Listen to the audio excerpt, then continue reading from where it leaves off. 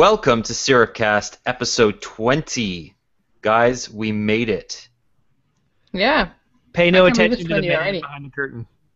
There is no man behind the curtain. I'm in front of the curtain. So just pay no attention to you at all?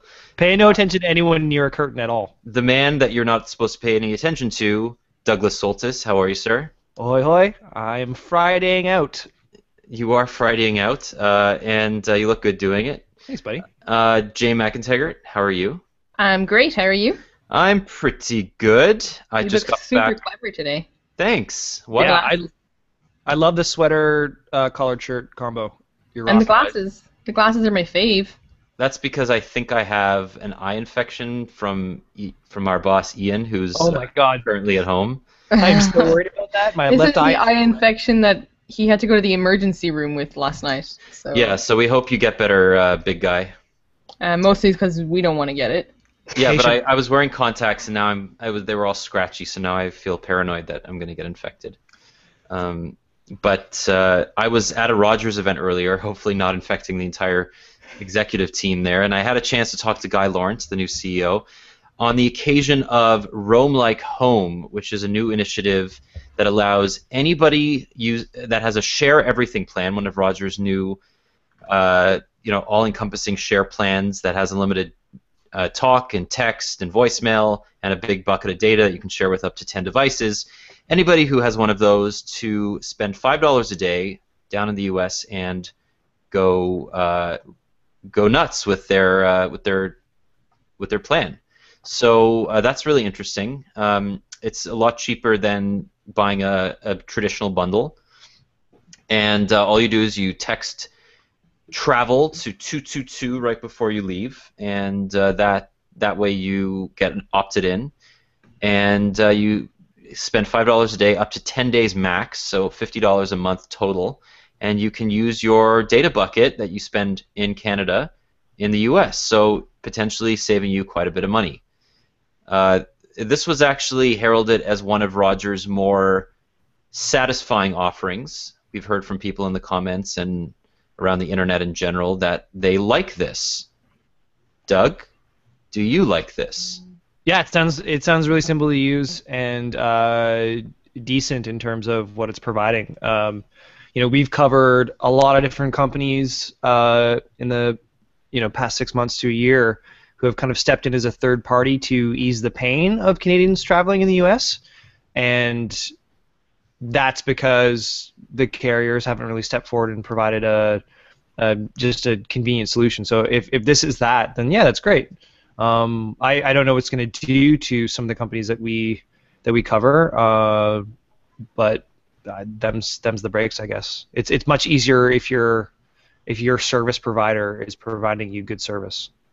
Yeah, well, Rogers said that they have a really great deal with AT&T, whereas both of the other sort of up-and-coming roaming competitors, which we'll talk about in a minute, KnowRoaming, which launched their new sticker this week, and Roam Mobility, they use T-Mobile. And Jane, you have Wind, and Wind roams on T-Mobile in the States. Yeah. What do you think? I mean, do you get good service when you're down there? No, I get great service when I'm down there. I in the past used T-Mobile. T-Mobile had this thing where you could pay like $3 a day and get 3G data, which was awesome. And I used that until Wind introduced their US roaming thing, which was $15, and you just get to roam in the US, which is awesome because it's just an add-on you can throw on and then take off as soon as you're back home, and it's $15 a month. This is for share everything plans, right? This Rogers thing. Only for share everything plans. So that means I'm already paying like up to $100 a month for my phone service, and then I have to pay $5 a day on top of that when I travel.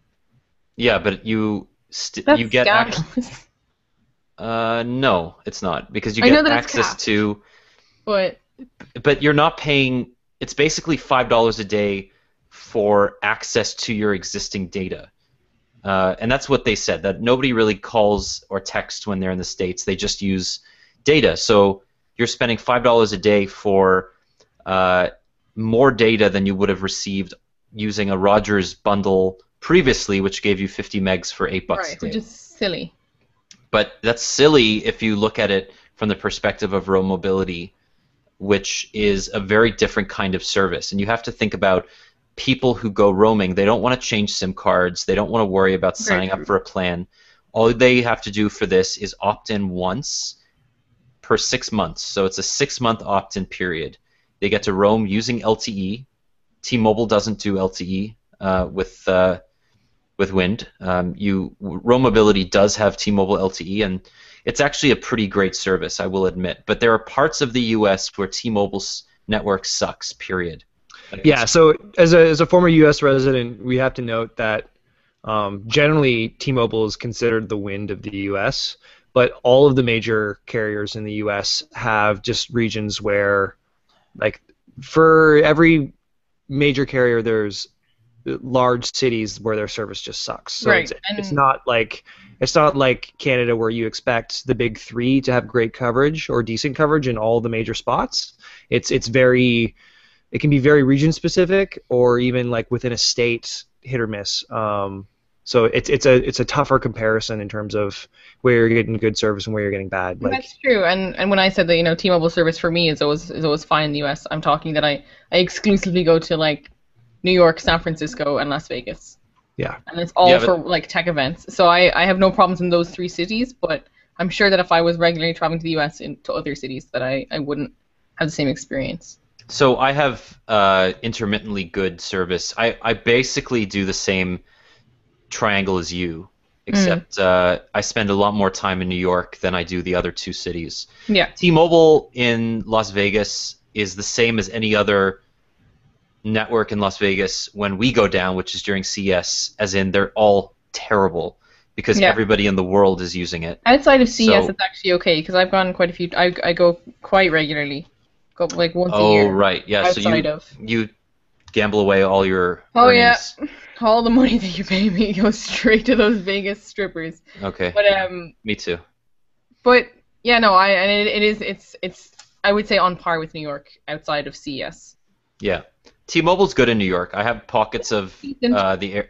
Yeah, I mean T-Mobile's also gotten a lot better. I think they've improved more quickly than AT&T has, and I know AT&T was criticized over the last few years for having terrible service in New York City, and they've done a lot to improve that. But I also think that we have to take for granted, or that we shouldn't take for granted that that U.S. networks are going to offer the same services they do as Canadian carriers, and I really like playing the devil's advocate here because we've, as much as we like railing on the carriers in Canada, our networks are among the best in the world. So we pay a lot, but we also get pretty good connectivity. So, I mean, this service is like Roam Like Home is it's mostly about convenience. $5 a day and then you can just call home, call anywhere in the U.S. without having to worry about a new number, anything else like that. No, it is, and convenience is a huge thing too, because I know that when I go, I'm like, okay, well, I pay $3 a day for the T-Mobile thing, and then it used to be that I'm like, okay, well, how many days am I going for? And if it's more than like 3-4 days, then I know that it's worth it to get the Wind add-on. But there have been times where I've been going for 3 days, and it would have been cheaper to do T-Mobile, that I'm just like, no, I'm just going to do Wind because it's more convenient. I don't have to find that stupid SIM card that I have lying around. I don't have to like change it when I get off the plane.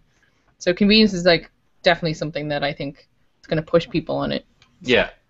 Even if they're thinking they're not going to spend $5 a day in roaming charges, they'll probably be like, why not? But $5 a day is not bad when you consider the fact that I think what they're saying is most people will be buying data buckets through the Share Everything plan that they're not using in their entirety. Yeah. So if you're spending $60 a month or $65 a month for a 6 gig data plan, you may not use it all. You may only use 4.5 gigs, and then that extra gig and a half could just go towards your trip to New York for the weekend. I also think that it could be to entice people who would generally not even consider roaming, and they would be like, oh, I'm not going to use my phone when I'm in America because it's too expensive, and they just put it in airplane mode and they only use it on Wi-Fi. Totally. I think that this would be so like attractive for that because it's like, oh, I just have to pay an extra $5 today. So yeah, if I'm going for a weekend, it's what, like $10-20. Mm-hmm. If I'm going like Friday to Monday, and it's I pay $20 and I know that I'm not going to get dinged with like a $200 roaming charge because I'm so afraid of roaming. Yeah, but they still have to manage the calls and the text, right? No, those are It's included. calls and text too. It includes like basically just use your phone like you would at home. Yeah, it's called the Roam Like Home because if you have a Share Everything plan, you have unlimited calls and texts in Canada, regardless of where you are.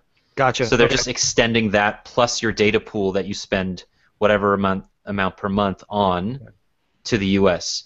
So in that sense, I think it's actually quite valuable to people. But we talked about no roaming, and I talked to the CEO earlier this week, Greg Gundelfinger, really interesting guy, and he told me about this new SIM sticker that you affix to your current SIM card that allows you to basically have dual SIM functionality on a phone that only has one SIM by allowing you to connect to networks in over 200 countries with local numbers if you want them, with very, very low roaming rates compared to what you would buy from your carrier. It's not quite as cheap as, say, Roam Mobility for the US, but the sticker allows you to do unlimited data roaming for $8 a day in 55 countries.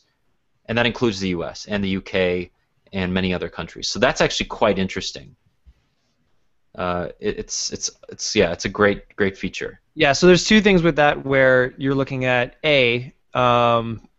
expand, like, we're talking about this Rogers service, but it's only for the US, right? Right. So for international travel beyond the US, you still need another option. The second thing, the contra that though, is that when you look at what the average Canadian would like to do, they'd much rather send a text to their carrier to set themselves up rather than to do like a sticker SIM hack situation. Like, I don't think most people even like are aware of the SIM card in their phone. Nah, I don't think that's true. No, I don't. Because I think the average consumer is way more aware of the SIM card than like, because I feel like they're still stuck in like back in the people who are like afraid of roaming charges are still stuck in like back in the day when it was like feature phones that were all about like SIM cards. But feature phones also, like, back in the day also meant CDMA, which didn't have a SIM card, right? Like, Rogers was the only GSM carrier in Canada. Oh, okay, sorry. That's where I'm from. Sorry. AT&T was the only GSM. Yeah. Back in the day for me it was all GSM, so yeah. But I also think that people may understand what a SIM card is. They don't know how it works. And I think that's a big distinction because when you talk about something like Roam Mobility, it's not only does it require you to change your SIM, but it makes you lose your phone number temporarily. So what Lawrence was saying earlier was, this is a situation where you can make calls to your loved ones back in Canada and it will show up as your own phone number. Yeah, you're you still, which I think is important, right? Because I was just thinking, we're talking about Roam a lot, but I talked with the guys from Xperia who basically provide a service when you're in the States. They just ship you a phone with, I think, unlimited talk and data for the amount of time you're there, like a Nexus phone, just to, like, all these little headaches that we're talking about. They're basically like, here's a US phone, you can do whatever you want with it for this amount daily. Trying to be as hassle-free as possible, but you're still not you. You're still using a different number and all of that. And I'm just wondering what you think of that as an option still. I guess it's a good option for people who are more just price conscious or even security conscious.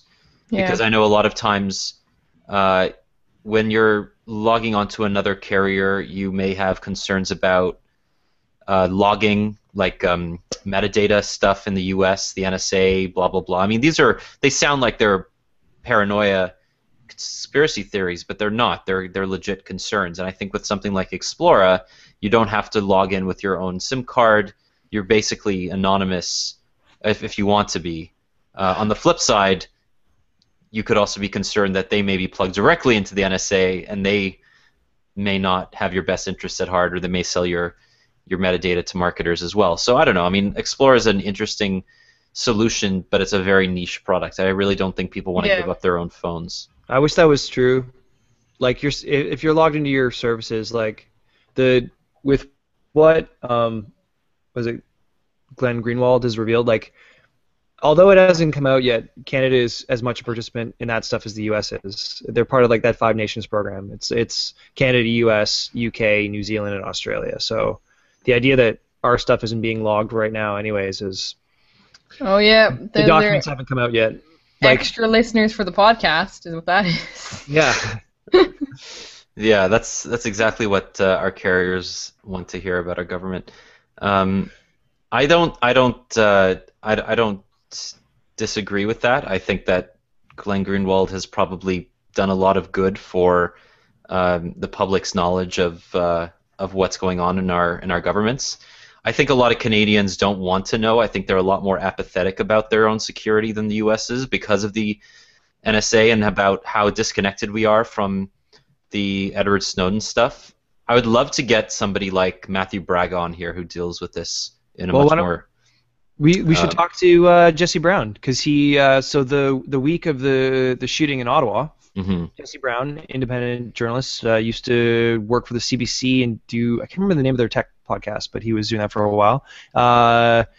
Keynoted and did a Q&A with Greenwald in Ottawa about this, and one of the revelations was, like, they have documents indicating Canada's involvement in this, and they're waiting to come out. And the big thing there, though, was that it seems with prior revelations, Canadians were far more interested to know, or embarrassed and engaged with the idea that we were spying on other countries than the idea that Canadians are being spied on ourselves. And I think that specific story was like an airport in Canada. They were scraping metadata from people connecting to the Wi-Fi and stuff like that. So that will be we kind of went tangent mode here, but it's a story that's going to drop. Oh yeah, I mean, I think there's a reason we brought it up, is that it's super interesting in and of itself. Right. And this whole privacy versus convenience thing is going to become even more important over the next few years as we begin giving up our data to more and more devices on our body. Yeah, and, for sure. Douglas, you told me about the Vergecast, the last Vergecast. They were talking about the Microsoft band, which isn't available in Canada, but about how Microsoft plans to open that data up to anybody who wants it. So it's a bi-directional give and take. You can, like, the band takes in a bunch of data through its sensors, but then it'll give that data out to any other API that wants it. So HealthKit or Jawbone or Fitbit, anybody who wants to use that data, ideally it could just work. It's a really big platform play for them, and I think also coinciding with that, their argument was that they are tracking the best data, like they're recording data better than anyone else, and then leaving that up for everyone. Well, ideally, we don't really know that yet because it's only been around for a week. Well, we don't know it, but that's the argument that they're making. They're saying they're taking the most precise measurements of all the things. But again, I'm skeptical because of, again, what's something that David Pierce brought up in the podcast was, they didn't really fulfill that promise with Connect. Connect was supposed to be this amazing open platform that they would share data with developers and make it really convenient, and you'd be able to make it super modular and stuff, and that just never happened. I mean, the Connect for PC, the original Xbox 360 Connect, hooked up to a bunch of Windows PCs, has been really great for tinkerers because there's a bit more opportunity to do that stuff on a PC. But in terms of making gaming more interesting, it really hasn't done a whole lot. No, yeah, for sure. And part of the reason is because they learned their lesson late. They were late on opening that up and having the APIs for everyone to use. It was platform locked. I think this is an example, and they made the argument of them learning from that. But I think the biggest issue that Microsoft has is the gap between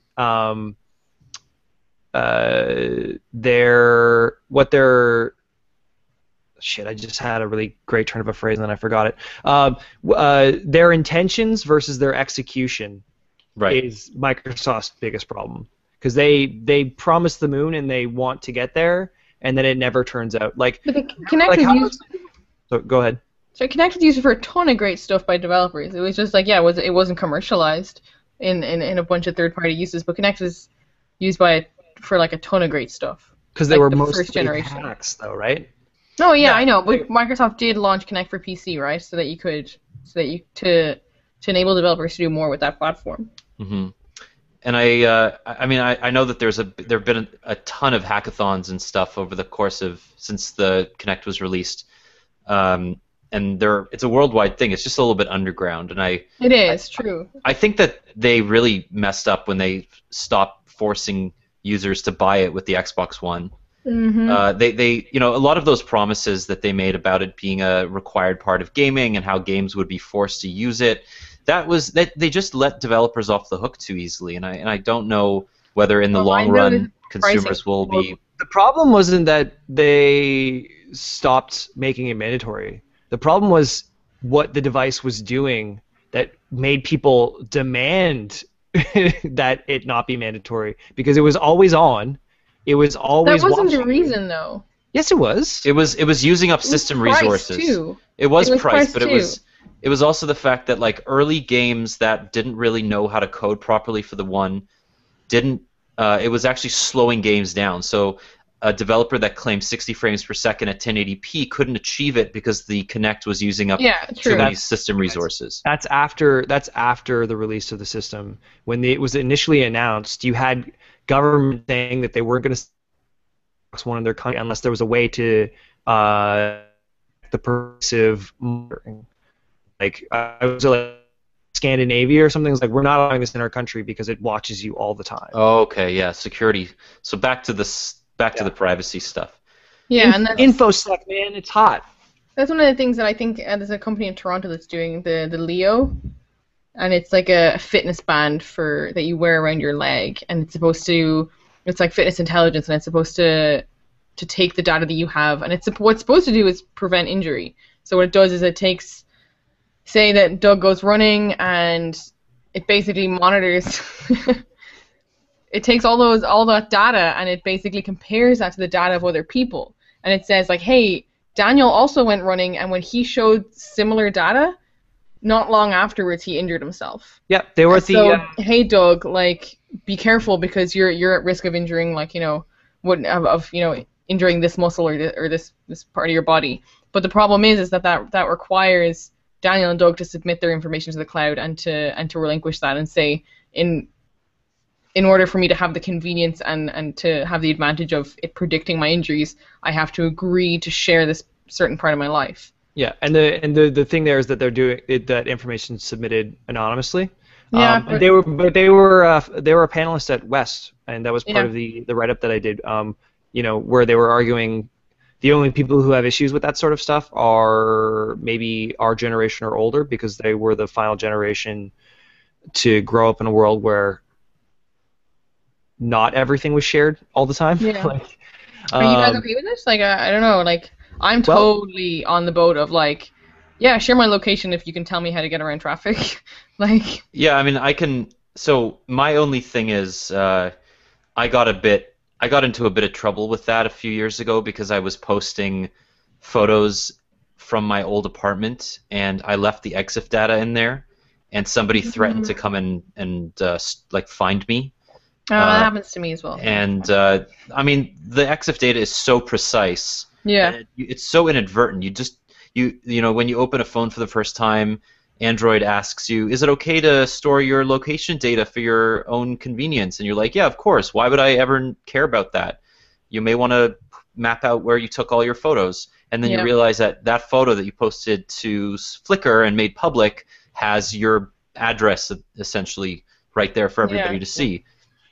Well, and we've seen that with Gamergate too, right? Where all these people have had to leave their homes because they've been able to what's the term? Doxed, yeah. Doxed, yeah. But so interestingly enough, right before this podcast, or right before we started trying to do the podcast, I was sitting with one of the founders of Onyx Motion, who had their initial announcement at the West Conference, and their app.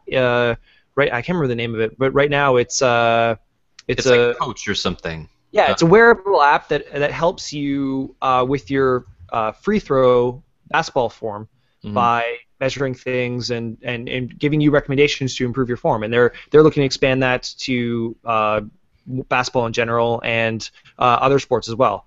We had a really interesting conversation, but one of the things that came up during the conversation was the big emotional gap between, our generation is pretty okay with giving up our location. It's pretty okay with giving up all of our photos, our email address. We share what we're doing all the time. But when it comes to biometric data, like what's going on with our body, our health history, our sleep patterns, whether or not we're prone to injury or disease, there's a much deeper emotional reaction against sharing that information. Oh, I Or a much disagree. greater, I think or a greater sense of ownership of that data in a way that No. you I would disagree. much rather give someone that information than where I live or my photos. But you already do all that stuff. No, I So know, but what I'm saying, if someone said you want to give up the data relating to like biometric data, I would be like, yeah, sure. As long as they weren't asking for my fingerprints. Like we were talking about the bionym. It uses your heart rate, your ECG, like that signature to authenticate, and like on that level, yeah. But if someone was like, hey, we want to take the information that your fitness band is using to take all this these parameters of your muscles and how they work and put it on the cloud for other people, I would be like, yeah, sure, whatever. and then so they can deny you health insurance because Because you have Well. a 4% chance of getting diabetes at the age of 68. yeah. Like that's my concern, is that they're going to use all this data to extrapolate assumptions about your future health, and they don't know whether, like, we don't know, because we don't have access to their algorithms, whether that extrapolation is going to be accurate. So Right. we'll have a situation where people will start requiring you to wear some sort of band to prove that you're not a smoker in order to lower your health insurance or your car insurance rates, or if to prove that you're, like when you've been dinged for DUI, you have to prove that you're not drunk before you get behind a wheel. But this sort of constant monitoring, It's one step before Gattaca. we're so cynical today. This is unbelievable. Yeah, I know. No. It's not cynicism because It's Friday. the monitoring of our metadata is happening in our country right now. We just don't know about it. Okay, that is not what we. I mean, there's nothing productive. Did you just say we're not cynical today? They're monitoring our data all the time without our knowledge. It's not cynicism. That's just a thing that's happening. We're We acknowledging. don't know that. Yeah. There's That no is in its proof of essence that. Cynicism. No, the Snowden documents have acknowledged that we're an active participant in a system that's monitoring. Like, we're one of the 5 countries participating in this, and it's been revealed to the extent that it's monitoring people in the U.S. And then this specific documents pertaining to monitoring of Canadians in Canada is forthcoming. So that's established. The issues with the biometric monitoring and issues like that are not cynical. They're very easy to see the natural. We all know that once data's out there, there's no control over No, what that's happens. true. Yes. So But while that's true, I still think there should be a distinction between biometric monitoring and people being okay with sharing their information. Because there's a difference between sharing your location, for traffic updates versus. what's the difference between tracking and sharing? I'm saying that in a user's mind there is. It's an opt-in process. Yeah. It's an explicit decision. I mean, we decide these things because we accept terms and conditions or terms of service all the time without reading them. Yes. And that's essentially the same as opting in for to companies monitoring us, because every time we're signed into Google throughout the web, they're actually using cookies to monitor what we're doing on the internet. And just this past week, AT&T and Verizon were exposed in basically a tracking tool to figure out where people are going on the internet. They're injecting code into your browsing. Cookies that you can't get rid of, essentially. Yeah, I mean, it's basically like, remember what was it called? Carrier IQ. Yep. It wasn't called Carrier IQ. It was called something else. But they just Was it in Keyboard IQ? They were the ones that were tracking the inputs on keys, right? no. That you're thinking of Keyboard Cat. That was a YouTube video where the no, it was called Carrier IQ. Keyboard IQ, I don't think is the same thing. There was something, but there was a thing last year where it came out that U.S. carriers were all employing this one service, or some were, that logged every keyboard input for some sort of like meta tracking or activity, and then all these companies had to come out and say, we don't use their data, we don't use them, we don't do this, and like it's just there's a need for like all of this relates to the opt-in. No one has any idea what they're opting into, because what you're opting into is essentially opening the box. Oh shit, you're right. Okay, so I apologize. We're both right. It's called Carrier IQ, but it was a keylogger that was pre-installed on a bunch of Android devices from around early 2011 to late 2011 until people discovered it and the carriers / because OEMs everyone were lost their forced. shit. Well, obviously, because it was a rootkit and you couldn't get rid of it, and the only way to do that was to root your device, and the carriers didn't actually tell anybody that they were doing this, and they denied that the information was being used with any specificity other than they were just using the metadata. Again, it comes down to metadata. They weren't targeting you; they were targeting the things that you do in order to better market to you, and that hasn't changed.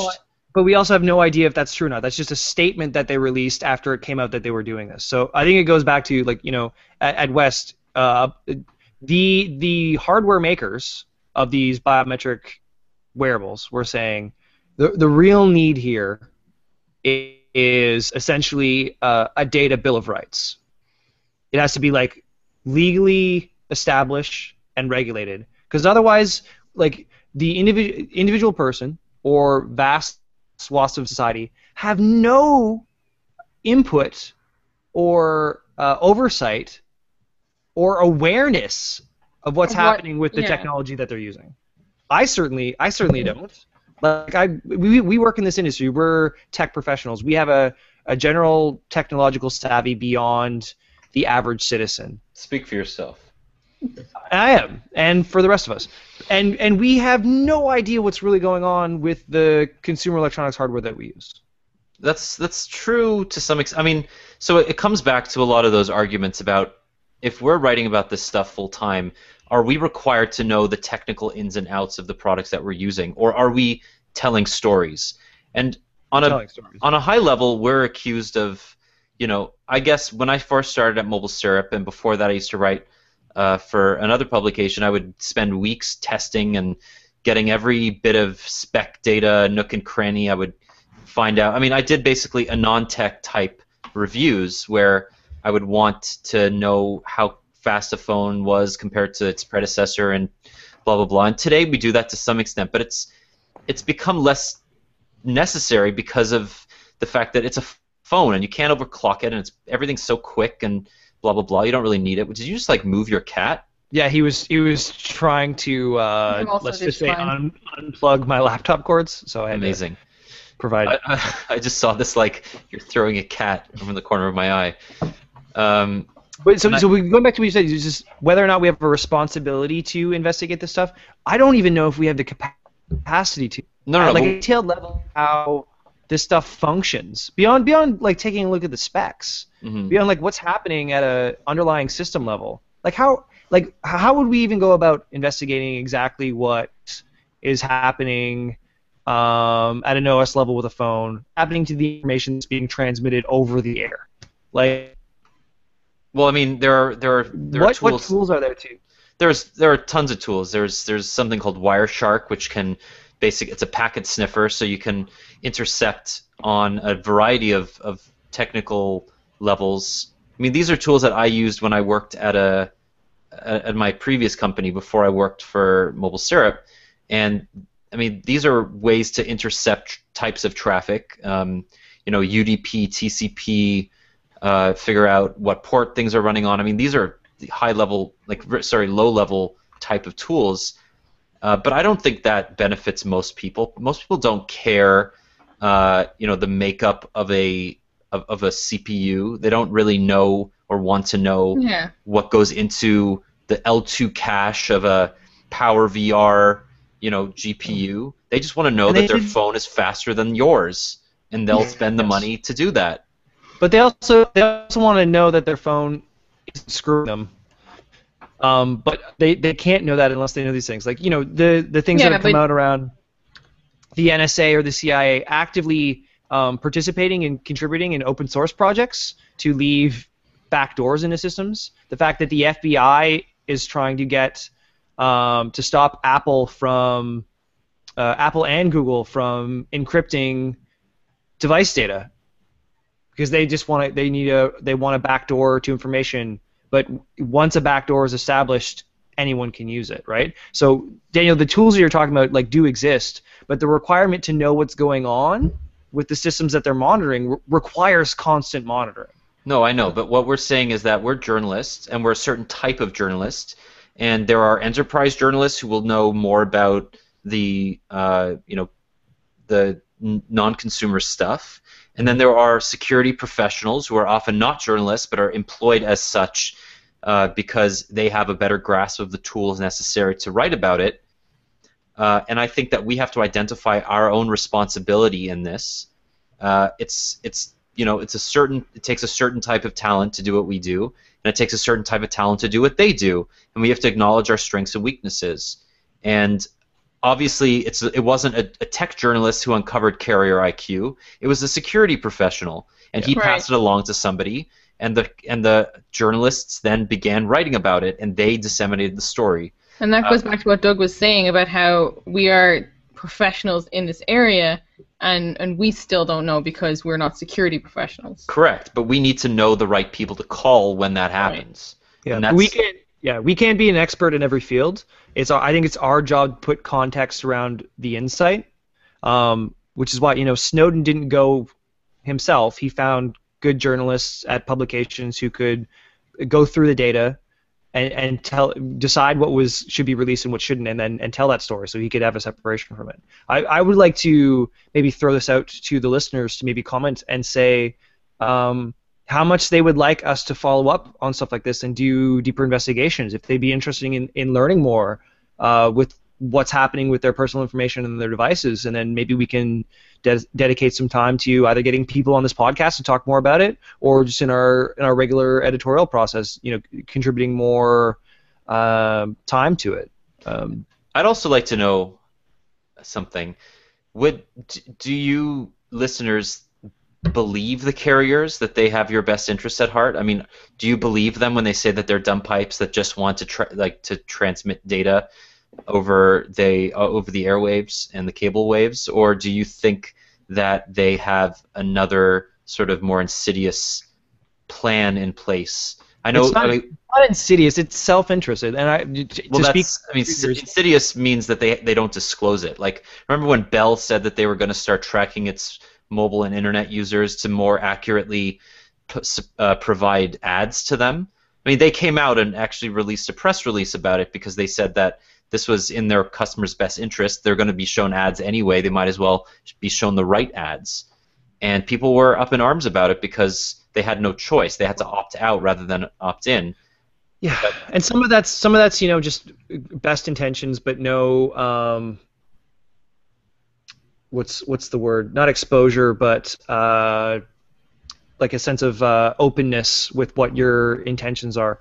I can't remember the words. It's Friday, guys. Sorry, but we're in a situation where the big three carriers have to be not only monitored by the CRTC, but be provided with a report card on how well they're following the wireless code of conduct in terms of actually allowing people to change their contracts without 30 days. Like if you want to cut service, you still have to fight with the carrier tooth and nail because that's their business, and they know that if they make it as difficult as possible, you're more likely to stay, and they're more likely to make money. So when it comes to things like whether or not they're a dumb pipe and believing anything that the CEOs of these companies publicly say, of course they don't, because as recently as a year and a half ago, they were not arguing, oh, hey, we're just a dumb pipe and we want to add services on top of this. They're saying we are going to fight tooth and nail to not be a dumb pipe. Like 6 years ago, they were creating their own walled gardens because they wanted to own this. They've been fighting that for years and years and years. So No, they gave up on that a long time ago. I mean, showing like, especially this week showed that Rogers does not believe that they can do everything themselves. That they need companies like Vice. So the $100 million deal with Vice was an interesting one because it showed that Rogers cannot create compelling content on their own. They know that they weren't going to create their own, they weren't going to create, what was it, like XFL? Daniel, they don't care about the creation of content. They care about the ownership of content. They sign an agreement with Vice to get content for them, in the same way that they sign licensing agreements to get all the content that HBO or Showtime or anyone, like, they care about owning the content because that's exactly what I'm saying, and that's the right way to do it. But that's different from being a dumb pipe if you own all the services. But that's Rogers Media. Is a utility. Oh, that's Rogers Media, because there's a difference between all the companies. Okay, Doug, I'm saying the way that the company is set up. Okay, the CRTC limits Rogers from having certain exclusive, deals with its BDUs. So we've done this. We've talked about this before. What I'm saying is that Rogers is doing a good job separating its network stuff, which it believes it does very well, from its content stuff. Total bullshit. They own the sports teams, they own the sports networks, they own the cable, they own the internet, they own the telephony. There's no, like, any separation is only in a legalistic term, and functionally is just not true. I don't believe that for a second. There's no evidence to the contrary of that. No, there is evidence. I mean, I don't disagree with you. The fact that Rogers and Bell are so heavily vertically integrated is terrifying, and I'm not agreeing that it's the right thing to do. I think that there should be legal limits to how much they can be vertically integrated, because I agree with you. So then, what sense are you that they're doing a good job keeping it separate when it's obvious that they're not? Okay, separate was what I meant by separation was not the fact that they are physically separate in the sense that Rogers Media does not talk to Rogers Cable or Rogers Wireless and that they're completely siloed, but that they are focusing on improving those parts of the company separately and then integrating them in a way that a vertically integrated company believes that it should. That's what I'm saying they're doing well. I'm not saying that it should happen the way that they're doing it, but I'm saying that the networks are increasing in capacity as much as the prices are increasing. I'll be the first to admit it. I'm not defending Rogers' business practices. What I'm saying is that Rogers 3.0 seems to be about checking off a list of customer grievances slowly but surely, and then providing them better value for the extremely high amount of money that they spend every month. Okay, I'll agree with that. That makes more sense, because you're saying essentially that if they're going to be a monopoly, they want to be the monopoly that people enjoy, rather than a Comcast situation where they just buy out the market and then then just ignore it. Yeah, exactly. I understand that difference, but there is still an issue with them essentially being Hydra, where, like, you just cut off one head and two more pop up. But I do take your point that they actually are, each of their separate entities are doing very well at least improving their offerings incrementally in response to this, because I think partially because we do have the CRTC poking them with a stick every so often in small ways towards that. But when you have a situation where you have Show Me executives in the room with Rogers when Rogers is negotiating their content agreements, like, that's not even like vertical separation. That's literally them creating a shell company with a different name to prevent someone like Netflix from disrupting one of their core businesses. Yeah, so Show Me is interesting because, like, we've been testing it this week. It's actually a really good product. Just objectively, if you were a customer choosing between Netflix and Show Me in Canada, and you had to compare the content from each one, I actually think Show Me has a better selection. Not necessarily of television shows, but of movies. They have a great selection of pre-2012 movies. Yeah. and their television shows are interesting. They're not better, but they do have things like Parks and Rec and 30 Rock, and they have some amazing BBC shows like Black Mirror, which is my favorite show of all time. Yeah, I think really Black cool. Mirror is required watching for anybody who's interested in sci-fi. And they're the only Canadian company that actually offers Black Mirror and a bunch of other BBC America programming. I think that's actually quite interesting, not only from a business perspective, and I know a lot of people are down about the fact that it's only being offered to Bell or to Rogers and Shaw customers at the beginning. And you and I had this argument earlier this week that it shouldn't be a beta because it's a paid beta and blah blah blah. But whatever. Also, the first time that you tried to use it, it totally broke. No, I tried to AirPlay it onto an Apple TV, and that just goes back to a selfish restriction that companies should never have. What about that website it kept sending you to when you tried to launch it? Oh, that was a bug in its iPad app. Yeah, that was pretty stupid. They it would send me to like an empty HTTP address. Anyway, we should probably move on because there's a ton of stuff that we haven't talked about yet. Xiaomi is probably the least interesting product this week, and that's saying something because Xiaomi is actually quite interesting, and we're going to do a comparison to that and Netflix. And I really just want to discourage people from telling people to just buy it at VPN. Just use unblock.us. It's so easy. 99% of Canadians have no idea how to use a VPN. Yeah. So suggesting that my mom download SurfEasy or unblock.us and connect to the US Netflix is not even a question. It's like it's so far from reality that shouldn't even be brought up. It's a pain in the arse for someone who knows what they're doing. And that's why last week on episode 19, I believe I suggested that I would do it for my mom. As all MobileSyrup readers have an obligation to do it for the mom. But yeah, I agree. For the mom. Do it for the mom. Okay, yeah. Clean the dishes or something. Take out the trash. But we have loads of devices to talk about that are collecting your data. So yeah, let's talk about the Nexus 9 and the Nexus program in general. So I reviewed the Nexus 9 this week. The embargo was Monday at 1 p.m. I received an updated version of the software on Sunday at 4 p.m.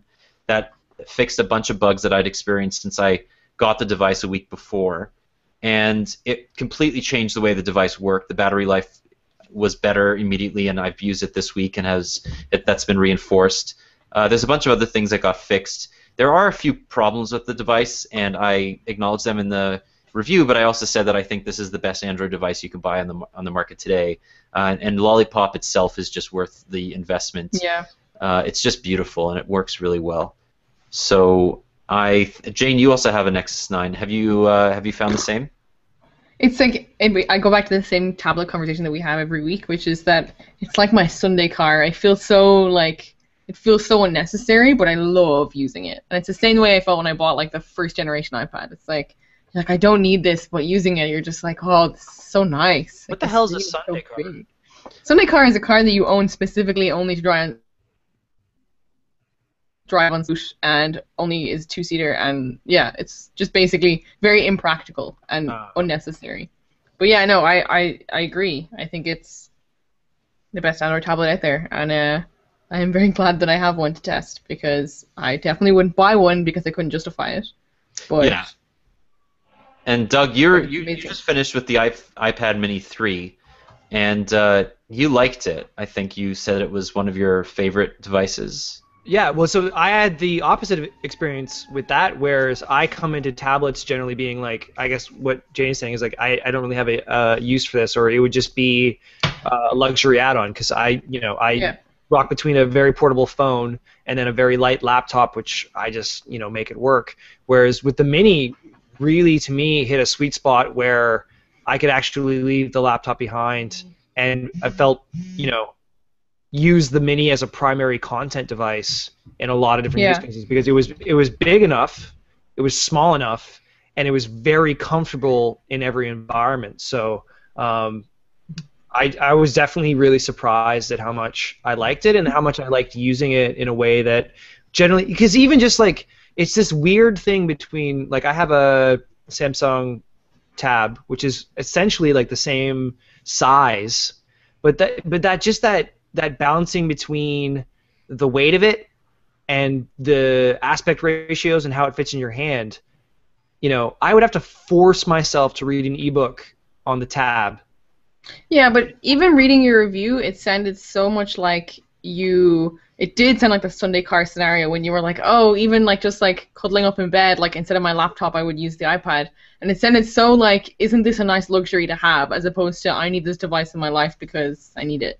Being able to watch TV in bed is universally considered a luxury. No, I know, but you know what I mean. But I think the point is that I wasn't looking for reasons to use it. I was actively using it instead of my laptop.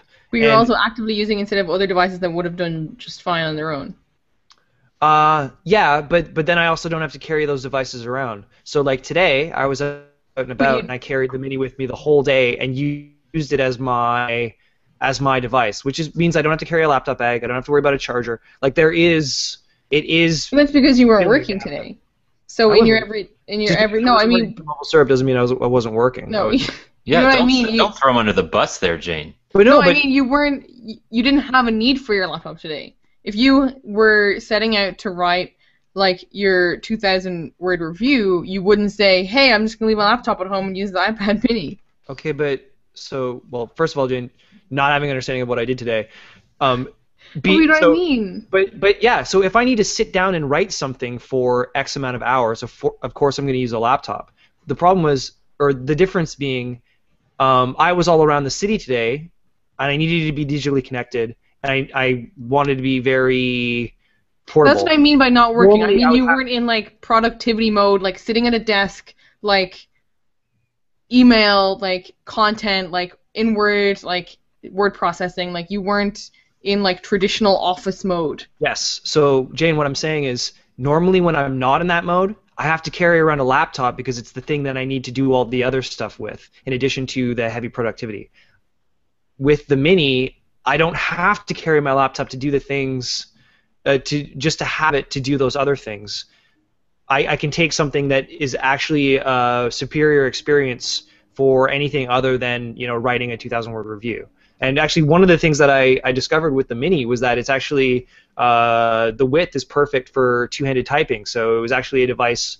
I did write a few posts on the Mini, and it like because Daniel talks all the time about like mobily writing posts using the WordPress app and things like that, and I'm always like, ew, well, I can't even comprehend doing that. But I was actually able to do it with this just because it didn't feel like I was trying to force the issue. It was like, okay. So if it's obviously, you know, having a third internet connected device is a luxury, but I feel it actually found a place between a big thing that I'd have to carry around because it lets me do the stuff that I need to, and a phone that you're using for just data connection.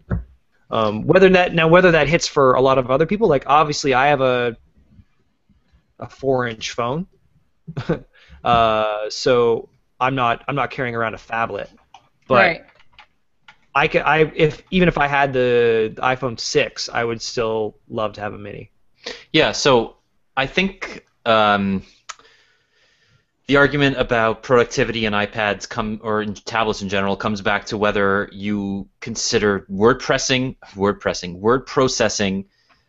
productivity, or whether your barometer for productivity is larger than that. So I often deride the fact that I can't really reproduce my WordPress experience because you can't format your post the same way. It's not WYSIWYG, it's all HTML, and with the WordPress app, it's very difficult to place an image in the right place and to do block quotes, and you have to anticipate the way that it'll look.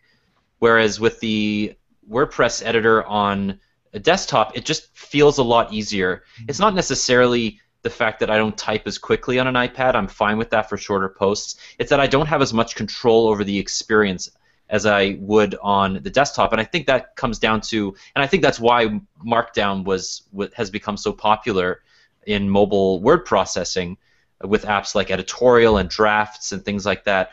Because if you've mastered Markdown, it's almost like a shorthand. You can write in code and have the WordPress processor anticipate and turn that into actual HTML. But I haven't mastered that, and I don't know if you have, but I'd like to kind of start doing that, because as tablets get more powerful, and the Nexus 9 is a good example of that, or the iPad Mini 3, they're good examples of desktop-like products where the processors are fast enough that you can do things on them that you would on a desktop or a laptop, but it's just way more portable. So just two questions with that. Do you feel that your comfort is maybe based upon having a mouse/trackpad input method, and B, how much of the difference is between like the form factor not working, and B, or just WordPress not having their app up to their website level in terms of functionality? Yeah, I mean, there is a couple. There is a community of third-party WordPress apps or WordPress compatible apps on the iPad. One of which I've used many times, but I can't remember the name.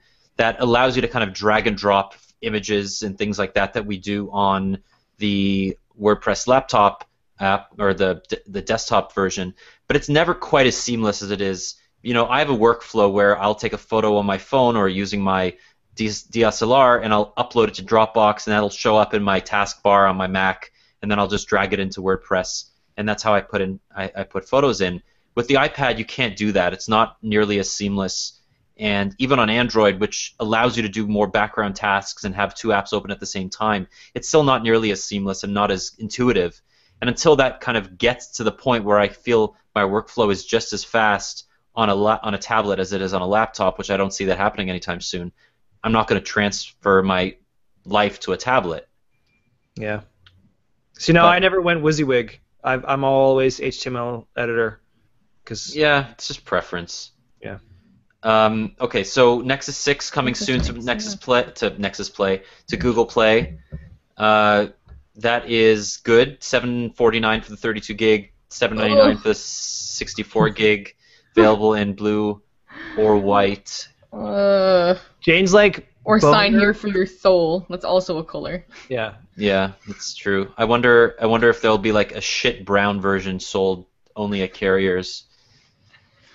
No, yeah. Jane's Zoom got the brown, phone, but she doesn't want to spend the money. Oh man, it is. It's like, that's my uptown girl right there. Like, I'm not good enough for that. Like, I can't do it. Yeah, it is kind of sad. I mean, it's a nice phone, but it's also... It's gorgeous. It's so big. Oh my god. So, my review's coming out next week, and we'll like the Nexus 9. You'll see a barrage of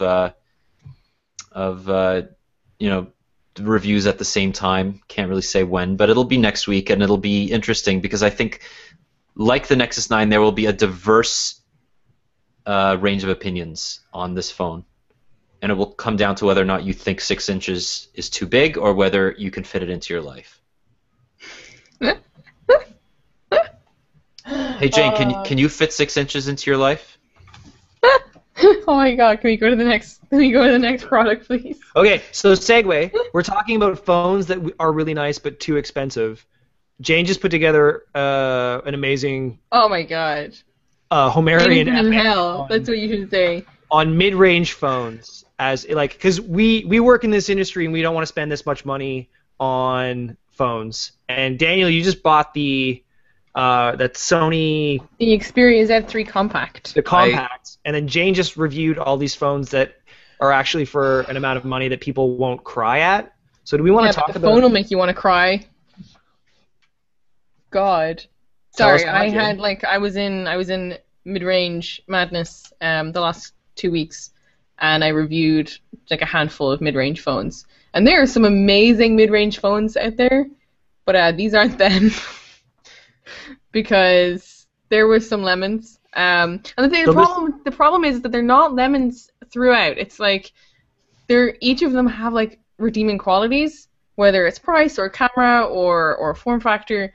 but just there seems to be this trend in the entry level and mid range market, which is that manufacturers seem to think that they can get away with offering you some features that you really, really want, and then completely screwing you on other features of the phone, and thinking that you're going to be okay with that.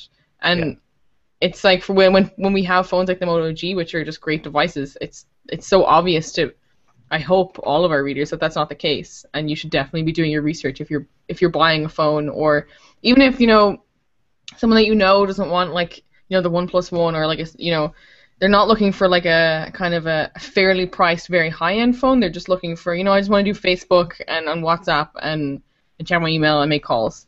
And even they should still be doing their research and making sure they don't end up with one of these kind of half-assed entry-level phones. Predator mode phone. So do you want to maybe just quickly list off the phones that you looked at and their Shakespearean tragic flaw? The HTC Desire 510. Name. Has a screen like Predator a calculator. Phone. It is like the calculator that I used when I was in secondary school. So a couple of years ago. Screw that. I've seen Texas Instruments calculators that have had way better screens than that phone. It's atrocious. And the problem with this is that it's not just that, this isn't like Super AMOLED and like, 325 ppi. The problem is that this screen impacts every aspect of the phone. Like browsing the web, watching video, using the camera. If you don't hold it at the right angle just in front of your face, you can't see anything. Vertically. Like the vertical viewing angles are shit. Literally, like, colors disappear. Colors disappear, yeah. You tilt it too much like towards you and everything goes black, and you tilt it too much away from you and everything goes white. And those are your options. Too black, too white. Nothing else. So it's the carnival freak show of smartphones. Yeah. Side to side. The Michael Jackson. Okay.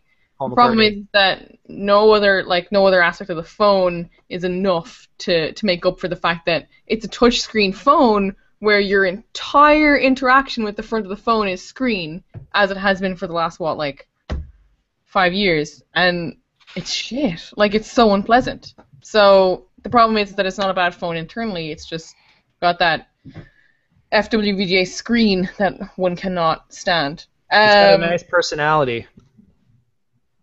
Yeah, well, that's another thing. A lot of times we deride a phone for its underwhelming internal specs when its externals are actually quite nice, and I think that's the case with the Alcatel One Touch Idle Pop Touch Plus, the thing.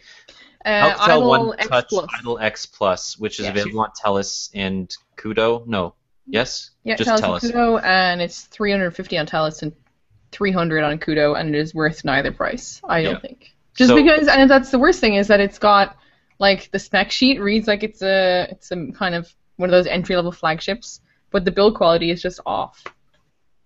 And it's sad, because they've done an awesome job, too, with the UI and everything, and it's one of those phones that kind of rides the line between... Wait, you think it's done a good job with the UI? It's alright, yeah, it's... Oh, Jesus. No, it's like...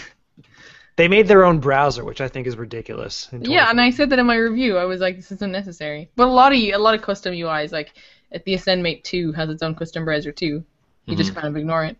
Yeah, it's not a bad phone. That's the problem. It's not a bad phone. Battery life could be better, but it's not a bad phone. But the problem is that their spec sheet kind of justifies the price, which is like the same price as the OnePlus One. But when you look at the phone, you're like, this isn't... Like, if you showed someone the OnePlus One and then the Alcatel One Touch Idle X Plus, they would not pick the Alcatel One Touch. I don't think. I wouldn't. And what's up with the frickin' names? I mean, oh my God. I've met people who have Huawei's and ZTEs and Alcatels, and they never know the name of their phone. They'll say, "Oh, it's by some name that I can't remember," or I think it's a one. They'll always go one. I'm like, what are you like? That's the problem. Is that it's the One Touch or the Idle One X Plus or the HTC One. It's like it can be any phone. Yeah, it's weird. I don't know. And then the other phone was the ZT Grand X, another X phone, and that was okay. I mean, I know that Daniel saw it yesterday and he was like, no one should buy this phone. But it's okay. Like it's a great price. Definitely would buy it for what? The camera? Oh god, the camera, like, at the window. See, that's my problem with these phones, is I struggle to find something nice to say about them, because they can't be all bad. Yeah. But that's the thing. I thought that we were felt like- beyond the shitty Android entry levels. I thought that every I thought single that entry level was Moto G or Moto E, and it's not. Exactly. And it that's my speaks to beef. the fact that Motorola has made the best entry-level phones, and they made it look so easy. Yeah. But it's not. It's not easy to make a really good $200 I could not get over phone. the Moto G when it launched last year. I could not get over it. Because I was like, it's amazing. And then when the second generation launched this year, I went back to like look at my post, and I was like, huh, like it does seem so easy. It's like everything's so plainly obvious. It's true. But yeah, you still have companies that are screwing it up. There's Doug. Douglas will be right back. But it's important. I think it's really important that we look at these phones, and I think the problem is like the Desire 510 especially, like the screen I just could not get past, but the UI offers like a really good stepping stone towards like the higher end HTC devices, and in that sense it's a very consistent experience. Mm-hmm. The problem is that. But that's the thing that Samsung's been doing so well since 2010, but now it's coming to bite them in the ass because fewer people are buying their high-end phones because they're finding that their mid-range devices are just good enough, and their margins are lowering, and they're in the entry-level market they're being eaten away at by Xiaomi and Lenovo in China. Yeah, and I heard a report today that Samsung is going to try and streamline their mid-range and kind of introduce a new letter. So they have like the Galaxy S for their smartphones, and they have the Note. They're kind of going to do like a new letter. No, but like one singular letter that's like that kind of streamlines their lower end devices. But I don't think it's going to matter because at the end of the day, it's like they can call it whatever they want. But like you said, people are still going to buy them if it does the job. Wasn't it the Galaxy A? Yeah, Didn't they announce that? Yeah, they have the A3 and the A5, which are gorgeous looking devices. And not bad on specs either, but as I have learned this last couple of weeks, it doesn't matter shit, because the phone can still suck, even if it has the trappings of a decent phone. Yeah, I mean the A5 looks like a mix between the Alpha and the Note. Yep. And the A3 looks kind of like the Galaxy Core or what was that older entry-level phone? I forget, but I mean that's the thing is that Galaxy is synonymous now with ubiquity rather than quality. So. And that's what pissed me off so much about the last 2 weeks of these phones is that when I ran into problems that I couldn't stand with these phones, it really felt like the manufacturer was saying like, oh well, it's a low-end phone, like it doesn't matter. And that's what I hate because like Motorola has shown with the Moto G and the Moto E, even if the Moto E isn't as good value here in Canada, is that you can make a good quality phone for very little money. Like it just kills me that people will pay, $200 for a HTC Desire 510. Do you think it's really them not caring to make it good, or do you think they're like, we have to choose one thing that's gonna suck so that we can get this? Why would that ever be the display? Like that's what I can't get over. I'm not saying that they're choosing well, but I really think it's more like we talk about this all the time. The best smartphone manufacturers, like there's no free lunch in physics. Every device is going to be a compromise in size, battery life, and the best ones make the best decisions. Motorola is one of the few companies that's been able to do cheaper smartphones very well so that they perform great, right? So yeah, they have two reasons for that though, because they're not making any money from the phones. Period. I mean, the Moto E and the Moto G are slim to none margin phones, and they're using them as loss leaders to gain market share in places like Brazil and Germany and places in Europe like Russia where they didn't have any market share before, and Britain. And this is a way just to get the market back, knowing about Motorola, and it's worked. But they're not making much money in terms of profit from the Moto G. They just figure that if they made a good enough phone, they'd sell them in high enough quantities that volume would get them a bit of money, and then hopefully people would recognize their Moto X and buy it, and then blah blah blah. That's how they gain brand recognition. the difference between them and a company like HTC is a tiny company. I mean, really, it's tiny in retrospect. Google owned Motorola until recently. Now Lenovo does. But HTC is a publicly traded company in Taiwan. It really has very little buying power, and they didn't have enough money to spend on good quality screens for a device like the Desire 510 because they are forced. They can't sell a product at a loss. So they need to make some money. I know, but what I don't understand is that, and I think we talk about this once a week, and it's always about a different product, but because apparently we just love to complain about stuff.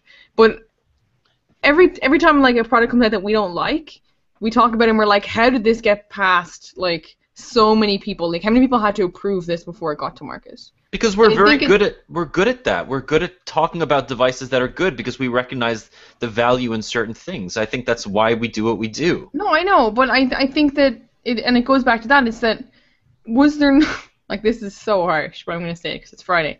Was there no level of pride that stopped someone at HTC and said, hey, like, guys, this display sucks? Like, not about, like, oh, we can't pony up for the extra money to put in on a decent display, but, like, let's not make this phone just to make this phone. Like, this phone had a 64-bit processor in Europe, and I think that's probably why they did it, because it was their first 64-bit phone.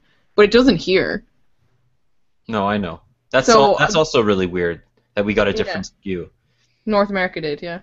Yeah, well, no, so, and I understand, like, I actually don't really enjoy the general tech snidiness that comes with, like, how could a company have been so dumb as to do this? Because having worked at large brands, I know, like, what goes into stuff like that. Like, I know things are always way more complicated and more difficult than the general consuming populace or the tech Illuminati think things are. Like, oh, why didn't they just add one button? It's like adding that button is like $1 billion and super difficult, and we'd have to drown cats for weeks.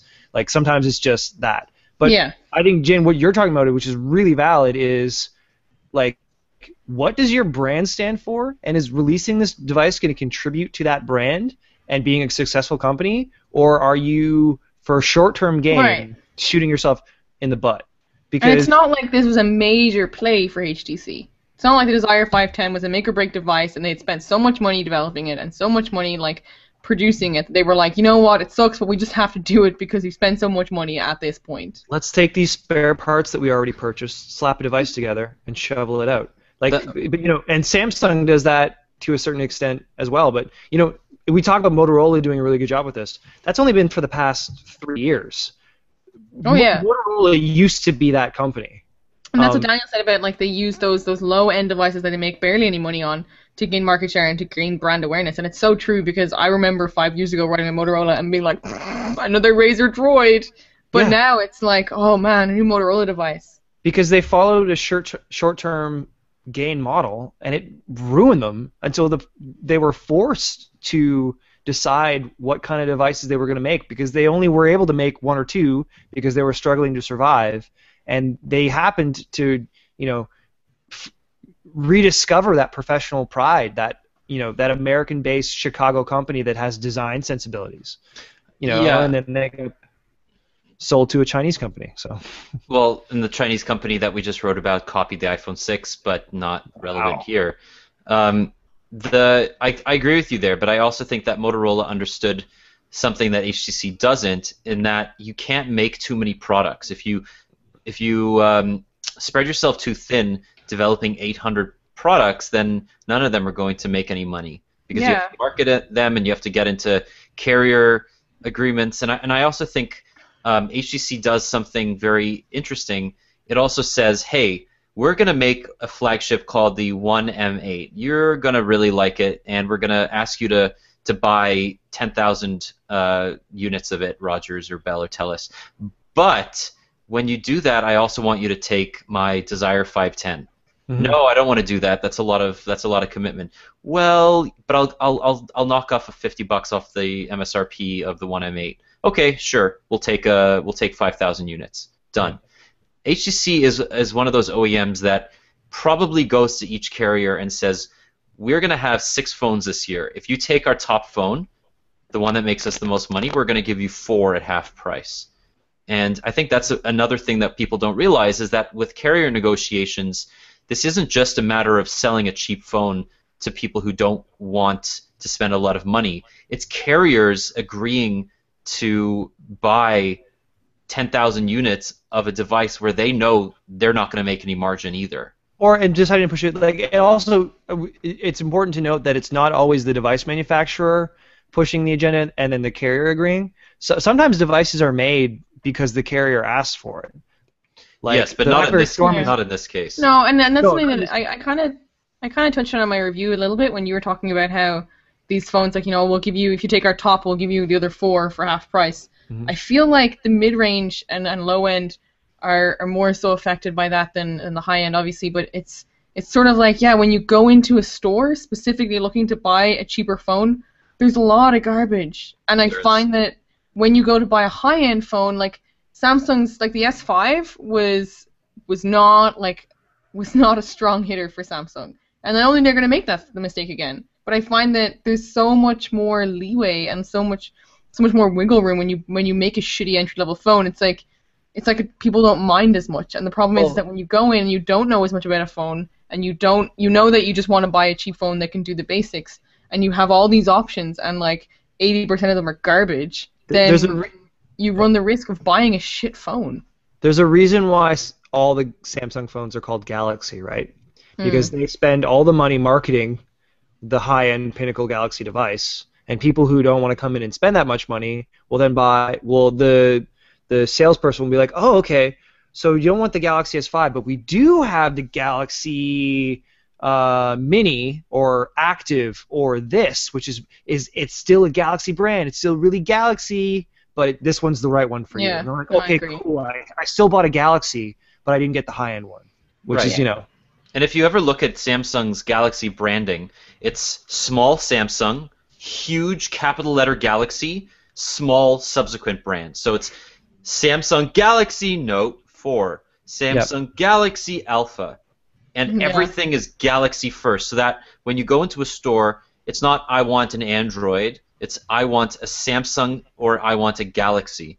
And that's the same thing. It's a Galaxy is an iPhone to Samsung. It's not Apple, it's Galaxy. Well, and it's really smart because as long as they're pouring money into the Galaxy brand, they can whiff on a device or two as long as people are still loving Galaxies. When HTC's like, the One M8 is our flagship device, if that doesn't sell well, that's why quarter to quarter following HTC's reports is always like, oh, what are they going to be this quarter? Because they're so dependent upon those devices. Whereas Samsung is large enough to survive a whiff. Yeah, and I find it interesting that Samsung will take its Galaxy brand and apply it to pretty much anything because they've done so well in the Galaxy S and the Galaxy Note that they use the Galaxy brand to strengthen their lower end devices. Whereas HTC would never dream of putting the one brand on like a low end Desire phone. Well, okay, so that's an interesting topic that we got into in New York about the Desire I and how they really struggled to figure out where that fit in the Desire line because it was more like a One than it was a Desire, but it was also plastic, but it was high-end plastic, and it was the same specs as the One M8, but the E8, the one that was the plastic Galaxy S, the plastic One M8 that was released in, I think, the U.S. on Sprint and in a bunch of European countries was a mistake, and the Desire I was meant. So even HTC doesn't often know what they're doing, and they admit this. They admit as much. When you pay Robert Downey Jr. $1 bajillion to run your marketing, it means you don't understand anything about marketing. If there's one thing that we can note about Samsung, regardless of their business model or whatever, they have the marketing down to a level of Apple's. Like, they know how to do that. And, like, we're talking about the difference between a Desire I, a One M8. Like, every HTC phone sounds stupid. Sounds ridiculous. That's how we got on this conversation with the ZTE Plus 1X Championship Edition. Like, no, you're not building a brand. There's engineers running the company. But Galaxy sounds better? It's at least something that it's one word and it's uniform across the brand. That's like specific enough to remember. That's the line now. And it's vague enough that they can do whatever the hell they want with it. Yeah, I disagree, but I mean that's just it's personal preference. What does the I mean in iPhone? Idiot. No, it means internet. It came from the iMac when they were pushing internet-connected devices. But it was ubiquitous enough or generic enough that they were able to extend it to all models, that people wanted the I whatever. Hmm. The Galaxy's that for Samsung.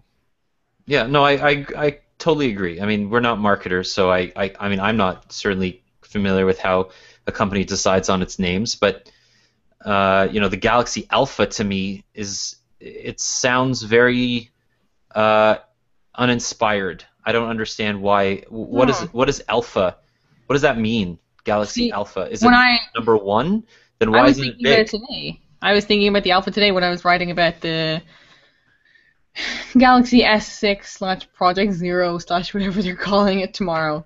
And I was thinking about how the Alpha was the first metal one that they made, and I was like, yeah, that makes sense because it's their first shot. Hmm. But I guess so.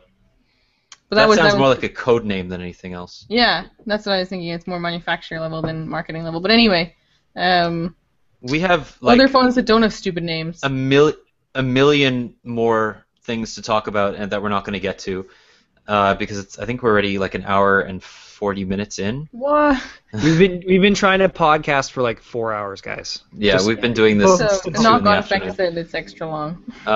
So I just want to say a couple of things about the Lumia 830. So long, Nokia. It's been great. You've been really inconsistent, and we've loved you and hated you in equal measure. Let's put up our glass to Nokia. Seriously, My we glass will is miss you. empty, just like Nokia's. That's also not. That's also sort of fitting. But also, I'm drinking Dalmore 15. This is a fantastic Scotch. If you ever get your hands on it. I'm I was freebasing drinking- heroin. I was drinking boxed wine that comes by the 4-liter box and keeps for upwards of 3 months. All right. Well, Also good to know attracted we have the entry level, mid range, and high end phones of alcohol in play here. Yep. The Lumia 830, good phone, underwhelming camera, and horrible software experience from the App Store. Windows Phone has come so far, and it's being let down in spades by its developer community. I'm really disappointed with the quality of the apps on the Windows Phone store, and that's in part because there are so many good apps from Microsoft and Nokia, and there are a couple of really good third-party apps that just make using the majority of third-party apps on Windows Phone a horrible experience. They feel like unfinished technology demos, and it speaks to the fact that developers just either get begged to the point where they can't shut Microsoft up to develop an app and then completely forget about it. I'm looking at you, Instagram. Instagram, by the way, has not been updated since March. So you're looking at an app that people were waiting for years on this platform. It still does not have official video uploads. It doesn't. It's absurd that developers don't care, but they can't care because they don't have the resources. Even Android is secondary. So It's not a resort, guys. it is a resource. It absolutely is a resource thing. First of all, they never beg; they pay them. The extended contract is based generally upon like 6 months after release for support.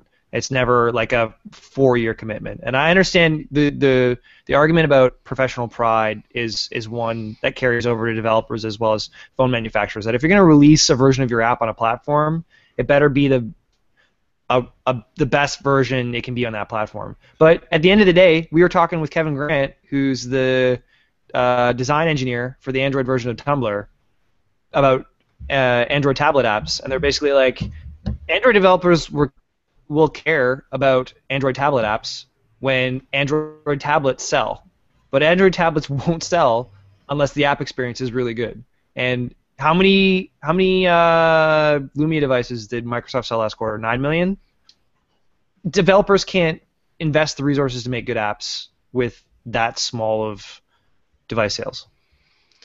I mean, 9 million is not a drop in the bucket. It's a fair number of devices, but it's also it's hard for a small startup to commit to Windows Phone, and I think that's really why we see bigger apps like Facebook, Twitter, Instagram, Vine, Evernote, Flickster, blah blah blah. They're there, and they can say that they have an app on Windows Phone, and that's really my argument. It's not that they're not there. They used to not be there. Now they're there. It's just that the quality is shite, and they don't update them, and they don't keep them at feature parity.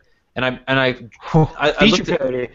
The Evernote app is embarrassing for Windows Phone. The extent to which that crashes, Evernote should be embarrassed by their Windows Phone app. Oh my god, embarrassing Windows Phone Flipboard. Flipboard, what is up with that? It took them 3 years, and it barely works. It doesn't even flip.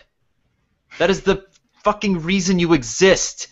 And you don't even flip. You scroll. It's like, oh, it makes me so mad. It's so it's just like Windows Phone, and the fact that Microsoft even seems to be acknowledging that Windows Phone is not as important in their own mobile ambitions as it used to be by developing for iOS and Android first is another big indicator that the platform has no legs. I mean, it's a two-horse race, and Android and iOS have won. So it's just disappointing because the Lumia 830, and it also speaks to the fact that Canada's missed out on a bunch of really great Windows phones because the carriers just don't care. The Lumia 635 and the 830 are the only Windows phones to be released this year, or at least in the last 6 months, and they're decent, but they're just, I don't know. I'm not happy with it. Yeah. Also, go ahead. Oh, jinxies. Because they're in the business of selling phones. They don't think that people are going to buy Nokia phones. Yeah. But also, I'm a Google user, and I wrote about this in the review. I can't review a thing if I don't have access to my day-to-day services. I can't review it the way that I would a regular phone. And I'm a Google user, and there's no good Gmail solution. There's no Hangouts. There's no Google+. There's no push. It's all just half measures with Google. There's no Dropbox. I use Dropbox for everything. Yeah. And until those are fixed, I won't use it. Yeah, so it's interesting because one of the commenters on the review noted this, and I think with Windows Phone, it's the only time that this comes about because of Microsoft.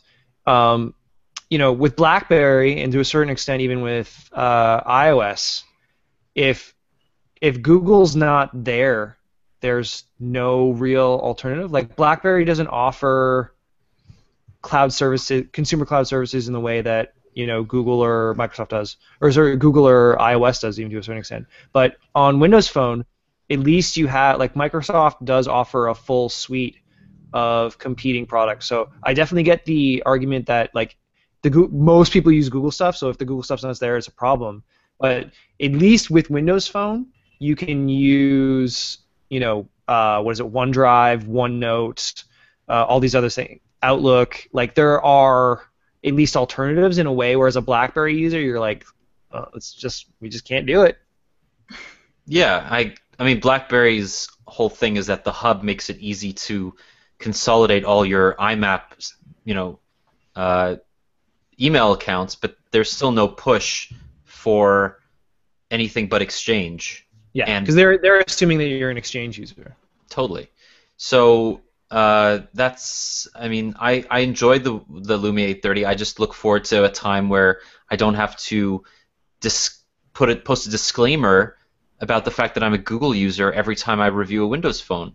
But I also think that I'm going to give the next Windows phone that comes out, I'm not going to review it because I don't think I'm doing them a service. If somebody wants to read a review of a Windows phone user that's embedded in the Microsoft ecosystem, I'm not the guy to review it. So I'm going to get somebody like Mike Temporelli or somebody who works in the Microsoft universe to review it. But I just find that that's becoming fewer and further between. And I also think that if you are in the Microsoft universe, you could either use it on an Android or an iOS because they have great native apps on those platforms too. Yeah. Yeah, because Microsoft is committing way more resources to making sure that their services work on Android and iOS than they are their own platforms, because I think they don't even care about that platform anymore. Thanks, new CEO. We should just get Jeff Broussard to just review all that stuff. Oh yeah. So this is almost made it a full podcast, an hour and 40 minutes until the Jeff Broussard name drop came up. I signed a contract and I'm obligated to mention his name. But that's an interesting question. And as we review our review policies, It's, are we reviewing Windows Phone devices for Windows Phone users, or are we reviewing Windows Phone devices for people who might be interested in checking one out, or reviewing them against all phones? Because if we're just reviewing Windows Phone devices for Windows Phone users, like, are we doing our due diligence? No, but there's also that's a whole other issue. Is that if you're reviewing it just for Windows Phone users who are used to it, they're gonna like it anyway, and they're gonna hate my reviews. You're gonna, yeah. So you gotta. If we reviewed it, if we had a Windows Phone user review it, that person's gonna say, hey, this offers X, Y, Z access to Microsoft services. But the problem is that if Microsoft wants to be a real player in the smartphone segment, then they need to offer a compelling experience for anybody on any platform. Yeah, absolutely. That's interesting, because our tete-a-tete this week is about how Lollipop is an opportunity to maybe disembark from your current platform and check out Android. And it's just interesting that, like, are we at the stage where platform lock-in is such that you're just right, you choose one and that's just the one that you have for the rest of your life, or if there can be a certain amount of ubiquity, if device to device, generation to generation, year to year, people can actually hop, skip, and jump to whatever the most compelling endpoint is, whether that's a phone or a tablet or a wearable, or if we're just, you choose a service provider and you buy whatever device that they have. Look, we're in year 7 of the platform, of the mobile platforms. Like, iOS and Android have been around long enough that I think most people have chosen a side, and it's hard to go between them unless you are unless you've committed to a certain type of lifestyle. I mean, Google is it's fairly flexible to go between the two. I find that Google is the easiest, but so is Microsoft. Microsoft's made it pretty easy to go between everything as well, and it actually may be easier to go between Microsoft than Google because Microsoft is available on iOS, Android, and Windows Phone. Yes, and they don't throw shade at the iOS versions of their service like Google does. Well, that's not necessarily true. I think they have quietly admitted that they want their services to push people to Windows Phone, but they do it in such a softball way that I don't think anybody believes them. Yeah. Well, also, new CEO's giant strategic shift that we're seeing happening right now. Office for iOS and Android. Yeah. That's huge.